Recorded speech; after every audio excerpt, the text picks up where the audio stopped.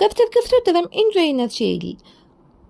நற்கிரியை செய்ய பழகுங்கள். மத்திய சுவிசேஷம் 5வது அதிகாரம் 15வது வசனம் 16வது வசனம்.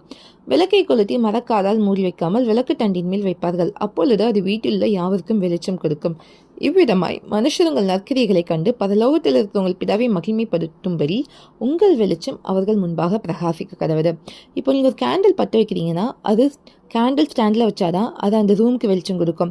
நீங்கள் ஒரு கட்டிலுக்கு கீழேயோ வேற எங்கேயாவது வச்சிங்கன்னா அது எரிஞ்சாலும் பிரயோஜனம் கிடையாது இல்லையா? அதே போல் இன்னைக்கு கர்த்தர் நம்மளை எப்படி வச்சுருக்காங்க? வெளிச்சமாக வச்சுருக்காங்க. அப்போது வெளிச்சமாக இருந்தால் நம்ம என்ன பண்ணணும் தெரியுமா? நற்கிரியைகளை செய்ய பழகணும்.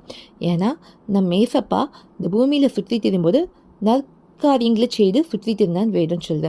அப்போ அவருடைய பிள்ளைகளாகிய நம்மளும் நற்கிரியை செய்ய பழகணும். நீங்கள் மற்றவங்களுக்கு நன்மை செய்யும்போது உங்கள் வெளிச்சம் பிரகாசிக்கும். அது மாத்திரம் இல்லை, உங்கள் மூலமாக பிதாவாகிய தேவன் மகிமைப்படுவார். இதுவே இன்றைய நற்செய்தி. தேவனுக்கு மகிமை உண்டாகட்டும்.